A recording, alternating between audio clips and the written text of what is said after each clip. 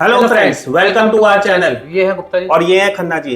Guys, आज हम बात करेंगे जो स्टॉक मार्केट में किसी भी कंपनी के रिजल्ट आते हैं तो उसके बारे में हम बात करेंगे। उसमें आपको क्या क्या देखना चाहिए और क्या क्या नहीं देखना चाहिए। प्लस गाइस, अगर आपने अभी तक हमारा चैनल सब्सक्राइब नहीं किया हो तो आप उसे सब्सक्राइब कीजिए और बेल आइकन को प्रेस कीजिए। तो गुप्ता जी, रिजल्ट आते कब है और इनको कहाँ देखना चाहिए? खन्ना जी, सबसे पहले इसमें समझने वाली बात है कि रिजल्ट होते गए हैं। कंपनी क्या करती है, हर क्वार्टर यानी कि 3 महीने में अपनी परफॉर्मेंस रिपोर्ट बनाती है, जिसमें उसका सेल्स होता है, डेप्थ होता है, लोन होता है, प्रॉफिट लॉस होता है, सब कुछ होता है। वो एक रिपोर्ट बनाती है और वो खन्ना जी हर 3 महीने में निकालती है। हर 3 महीने में रिजल्ट निकालती है, जिसे आप NSE पे भी देख सकते हो, BSE की साइट पे भी देख सकते हो और बाद में कंपनी अपनी वेबसाइट पे भी डालती है।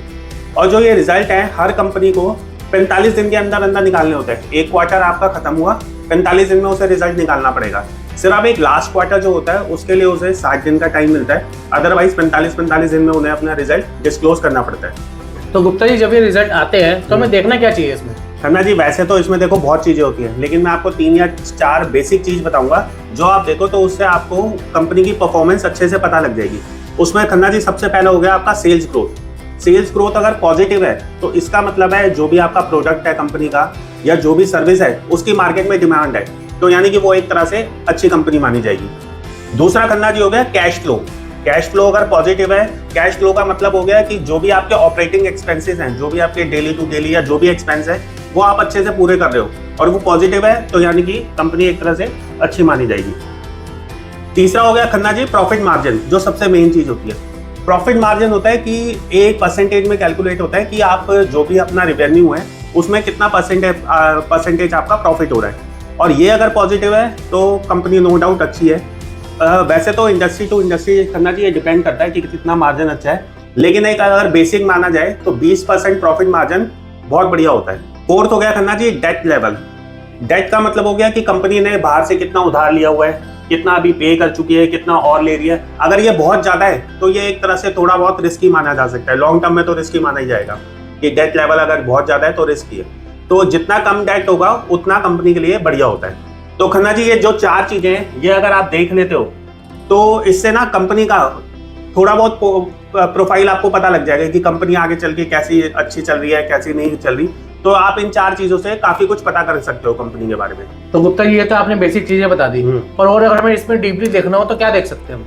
खन्ना जी, अगर थोड़ा सा इसमें डीपली जाएं तो मैं 3 या 4 आपको रेशो बताता हूँ, जो आप अगर गूगल पे किसी कंपनी का देखोगे तो वैसे भी मिल जाएगी और आप उसे अपने आप भी कैलकुलेट कर सकते हो। उनके जो भी आपके प्रॉफिट लॉस होगा उसमें आप कैलकुलेट कर सकते हो।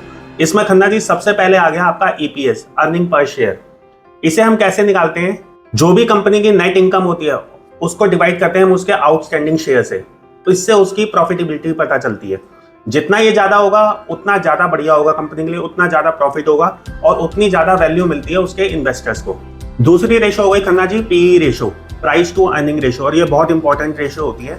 ये क्या होता है, जो भी मार्केट प्राइस होता है, शेयर मार्केट प्राइस होता है, उसमें उसे EPS से डिवाइड करते हैं, जो अर्निंग पर शेयर होता है उससे डिवाइड करते हैं। ये कंपनी की ना वैल्यूएशन के बारे में बताती है और ये एक तरह से इंडिकेटर है कि जो कंपनी का शेयर मार्केट प्राइस चल रहा है वो सही भी है या नहीं है। एक इससे थ्योरी है कि अगर किसी का PE रेशो जो है 20 से 25 के बीच में हो तो वो ओके टाइप मानी जाती है, एवरेज PE रेशो कहते हैं उसे। इससे नीचे जो भी होगी वो एक अच्छी PE रेशो मानी जाती है और इसके ऊपर जो जाएगी वो वर्स मानी जाती है। फिर भी ये कुछ इंडस्ट्री पे भी डिपेंड करता है, लेकिन ये एक एवरेज वाली बात है, तो वो 20 से 25 के बीच अच्छी मानी जाएगी। तीसरी रेशो हो गई ROE, रिटर्न ऑन इक्विटी। ये क्या होता है खन्ना जी, इसमें जो भी नेट इनकम होती है वो शेयर होल्डर की इक्विटी से डिवाइड करके निकाली जाती है और इससे ना कंपनी की एफिशिएंसी पता चलती है।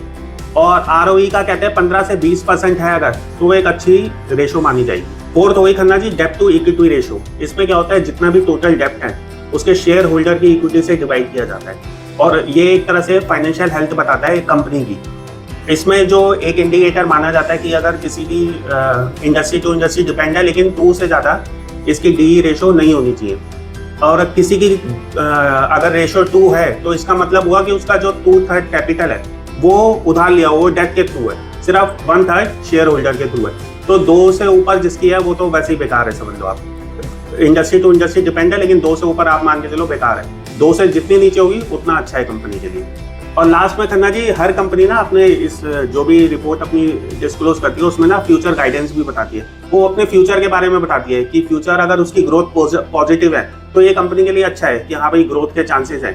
तो आप अगर ये 4 जो मैंने बेसिक चीज बताई वो प्लस 4 ये जो मैंने रेशो बताई ये आप देख लोगे, निकाल लोगे, तो आप कंपनी का ना काफी कुछ पता लग जाएगा आपको कि कंपनी का ये शेयर हमें बाय करना चाहिए, ये कंपनी अच्छी है या नहीं है, ये चीजें आपको पता लग जाएंगी। गुप्ता जी ये चीजें तो आपने बता दी, पर कई बार क्या होता है कंपनी के रिजल्ट तो अच्छा है हाँ। पर शेयर नीचे आ जाता है, हाँ। और रिजल्ट बुरा है तो शेयर ऊपर चला जाता है। खन्ना जी उसमें क्या होता है एक्सपेक्टेशन, उसमें क्या होता है कंपनी के मान लो रिजल्ट आने वाले हैं 2 बजे आने वाले हैं या 12 बजे आने वाले हैं, उससे पहले ही ना एनालिस्ट सारे रिसर्च करके बता देते हैं कि इस कंपनी को इतना प्रॉफिट होना है। फॉर एग्जाम्पल कोई XYZ कंपनी है और एनालिस्ट ने पहली एक्सपेक्टेशन बता दी कि इस कंपनी को 1 लाख रुपए प्रॉफिट होगा, लेकिन जब उसका एक्चुअल रिजल्ट आया उसे प्रॉफिट हुआ 80,000 रुपए, तो वो क्या हुआ, वो एक्सपेक्टेशन को पूरा नहीं कर पाया, उस वजह से वो शेयर गिर जाता है। और कई बार क्या होता है कंपनी बोल रही है ऐसे 5 लाख का लॉस होगा इस कंपनी को, वो पहले से ही गिरा होता है शेयर, लेकिन 5 लाख की लॉस की जगह उसे सिर्फ 2 लाख का लॉस हुआ है लॉस में ही, लेकिन वो एक्सपेक्टेशन उसकी 5 की जगह 2 हो गई, तो वो उसमें शेयर बढ़ जाता है। तो एक्सपेक्टेशन को जो पूरा नहीं कर पाता तो वो उसका वाइस वर्सा उल्टा ही चलता है समझ। तो चलिए गाइस, अगर आपको हमारी वीडियो पसंद आई हो तो वीडियो को लाइक कीजिएगा और चैनल को सब्सक्राइब कीजिएगा। Okay bye.